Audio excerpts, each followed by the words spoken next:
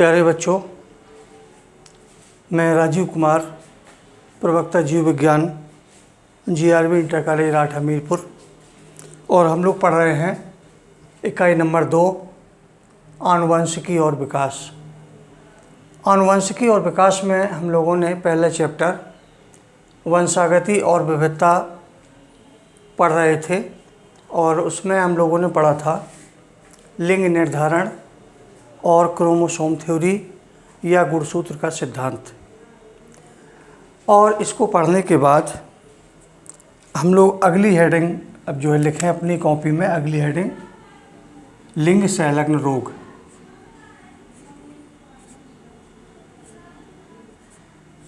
लिंग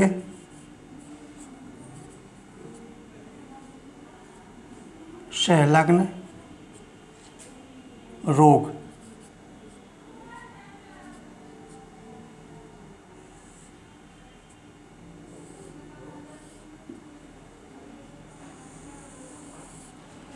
और लिंग संलग्न रोग पढ़ने से पहले हम लोग थोड़ा सा बैक में जाएं। यदि देखें कि मानव में गुणसूत्रों की संख्या 23 जोड़े या 46 होती है। पिछली क्लास में हमने बताया था, चाहे हम कैसे कहते हैं 23 जोड़े या कह सकते हैं 46। 46 में 44 गुणसूत्र, चाहे वो स्त्री हो या पुरुष हो, वो समान होते हैं, जिन्हें समजात गुणसूत्र कहते हैं या दैहिक या कायिक।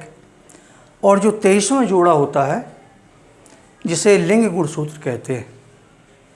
23वें जोड़े को स्त्रियों में XX और पुरुषों में XY के द्वारा प्रदर्शित करते हैं।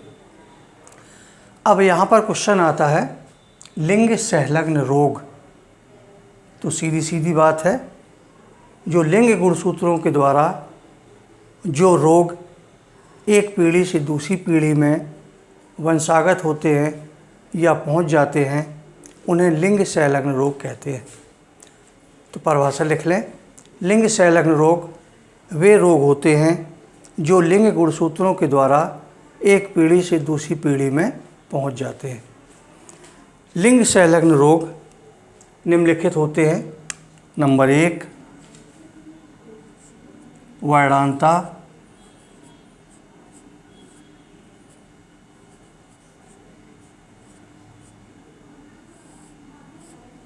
दूसरा है हीमोफीलिया।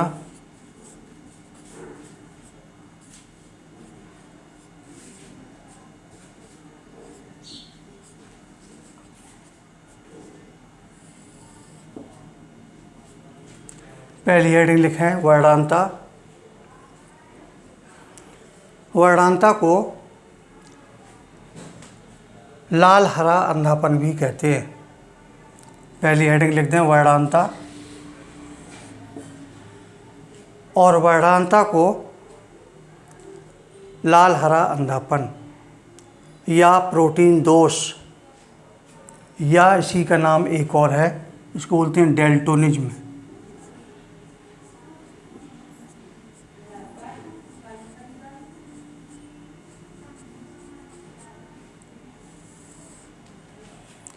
और वर्णांता को C के द्वारा प्रदर्शित करते हैं, क्योंकि इसे बोलते हैं कलर ब्लाइंडनेस। वर्णांता में या वर्णांता रोग से पीड़ित व्यक्ति लाल और हरे रंग में अंतर नहीं कर पाता है, जिसके कारण जो व्यक्ति वर्णांता रोग से पीड़ित होते हैं उन्हें रेलवे में ड्राइवर नियुक्त नहीं किया जाता है, क्योंकि जो रेलवे के सिग्नल होते हैं हरा, पीला और लाल, तो इस रोग से पीड़ित व्यक्ति लाल और हरे रंग में अंतर नहीं कर पाते। इससे संबंधित, वर्णांता से संबंधित एग्जाम में क्वेश्चन पूछे जाते हैं कि उनकी वंशागति को समझाइए। वंशागति माने एक पीढ़ी से दूसरी पीढ़ी में किस प्रकार से ये रोग जो है पहुंचते हैं। तो देखें, वर्णांतर पढ़ने के लिए हमें जो है 5 कंडीशन सबसे पहले सीखना पड़ेंगे, बिना उनके जो है कोई भी क्वेश्चन सॉल्व नहीं होगा। नंबर 1 सबसे पहले है, हमने यहाँ पर लिखा एक्स वाई, ये है सामान्य पुरुष।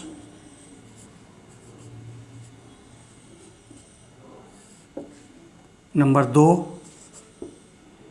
एक्स सी वाई, ये हो गया वर्णांत पुरुष।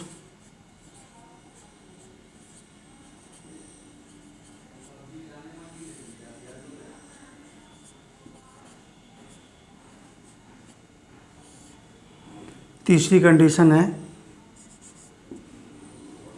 एक्स एक्स, यह है सामान्य स्त्री।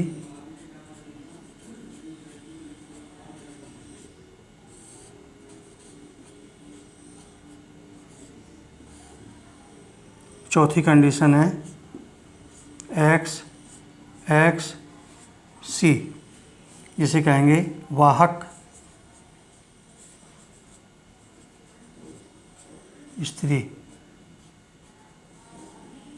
और अगली कंडीशन है पांचवी, एक्स एक्स दोनों के ऊपर सी, जिसे कहते हैं वर्णांध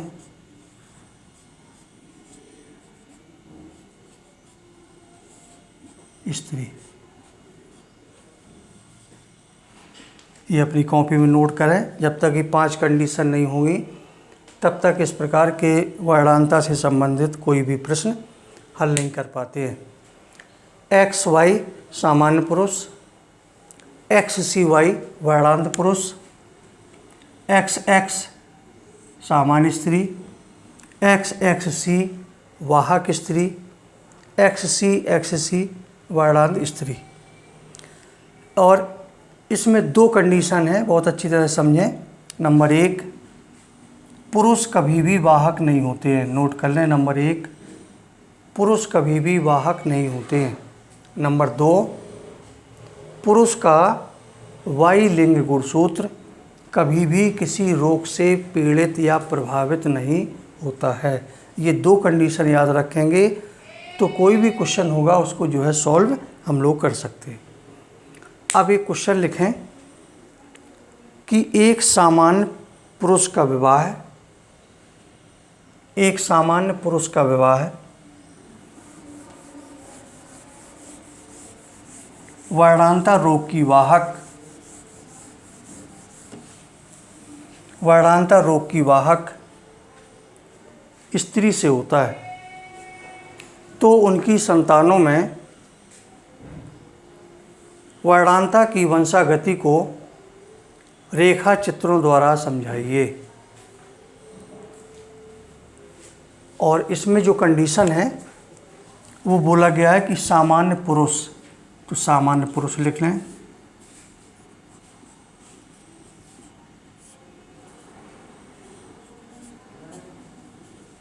सामान्य पुरुष।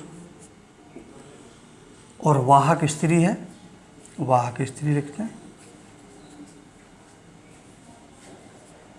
वाहक स्त्री। और अभी हमने लिखाया था कि सामान्य पुरुष को एक्स वाई के द्वारा प्रदर्शित करेंगे, एक्स वाई लिख लें यहाँ पर। स्त्री है वाहक, तो एक्स एक्स सी, ये होगा इनके जनक या पेरेंट्स, पी या जनक। इसके बाद इनके युग्मक बना लेते हैं। युग्मक बनाने के लिए इनको अलग कर दें, एक्स को अलग कर लें, वाई को अलग कर लें, यहाँ पर भी एक्स को अलग कर दें, इस एक्स को भी अलग कर लें। ये होगा इनके युग्मक।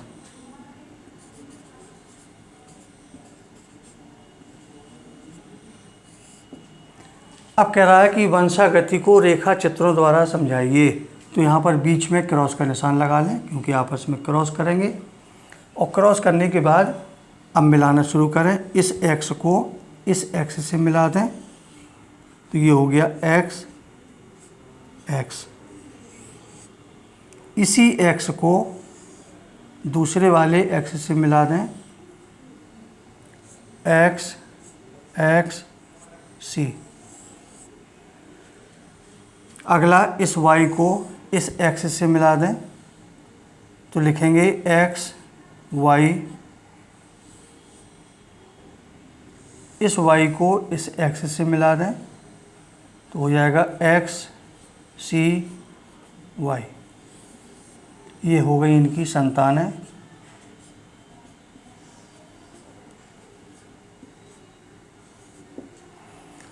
देखें पहली कंडीशन में है एक्स एक्स, ये हो गए सामान्य पुत्री,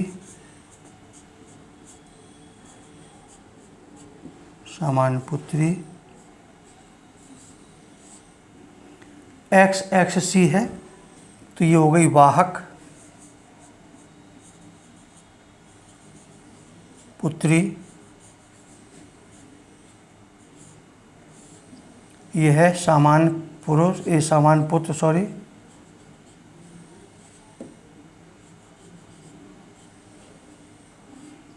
और ये हो गया वर्णांत पुत्र।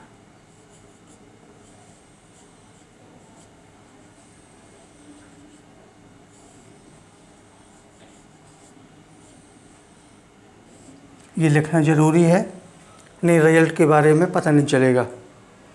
एक्स एक्स कोई भी इसमें सी नहीं है तो सामान्य पुत्री है। एक्स एक्स सी, यदि एक एक्स पर सी होता है तो उसे कहते हैं वाहक पुत्री। एक्स वाई है सामान्य पुत्र है, एक एक्स पर सी है और वाई है तो ऐसा जो है पुत्र वर्णांत होता है। तो ये कंडीशन है, इस प्रकार के क्वेश्चन एग्जाम में पूछे जाते हैं। दूसरा, इसी को यदि हम चेकर बोर्ड के द्वारा समझें, जैसे उस दिन भी हमने बताया था चेकर बोर्ड से कैसे बनाते हैं वो भी समझ लें।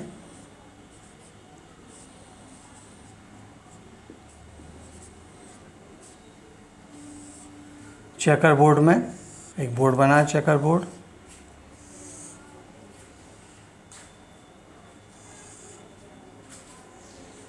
एक तरफ मेल के गैमीट लिखें, गोले के ऊपर तीर का निशान, गोले के नीचे धन का निशान, ये फीमेल है। तो देखें मेल कैसा है, सामान्य है तो यहाँ लिख लें सामान्य में एक्स वाई।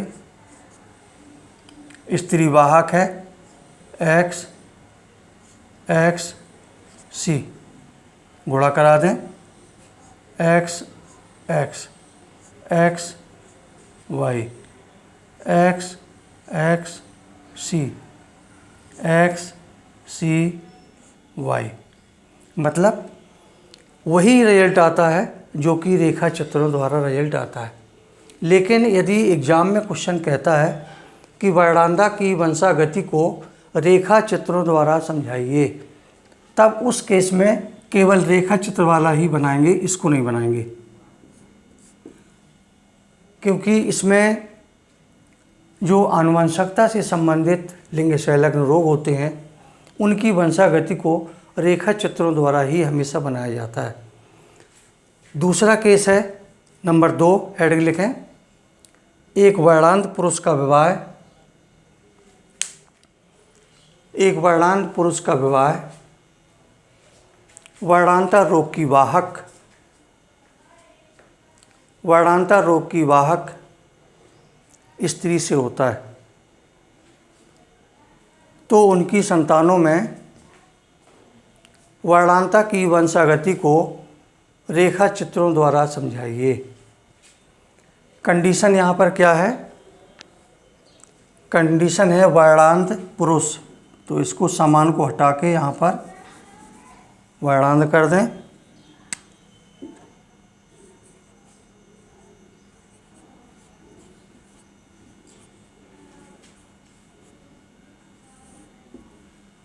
और वर्णांत में x के ऊपर जो है सी लिख लें, बकाया वाहक स्त्री है वो सही लिखा हुआ है। तो जहाँ जहाँ पर, अब इसके यहाँ पर भी सी कर लें।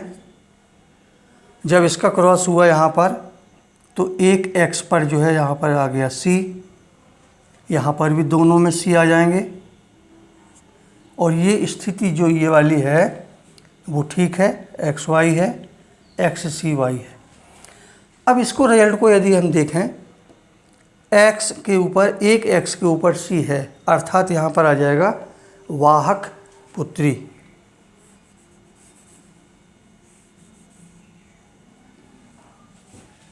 वाहक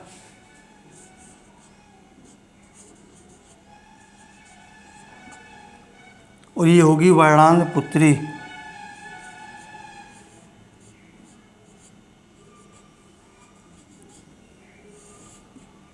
सामान्य पुत्र, वर्णांध पुत्र। तो यदि इस केस में देखा जाए तो केवल एक पुत्र जो है सामान्य पैदा होता है, और ये एक वाहक पुत्री है, वर्णांध पुत्री है, वर्णांध पुत्र है, और केवल एक जो है सामान्य पुत्र होता है। जो वाहक स्त्रियां होती हैं उनमें ये लक्षण शो नहीं होता है, दिखाई नहीं देता है। आफ्टर मैरिज, शादी के बाद ये लक्षण उनकी संतानों में आगे पहुंच जाता है। तो इस प्रकार से यदि कोई डाउट हो तो क्वेश्चन के रूप में हमसे पूछ लें। एक क्वेश्चन लिख लें जिसको सॉल्व करना है। एक वर्णांध पुरुष का विवाह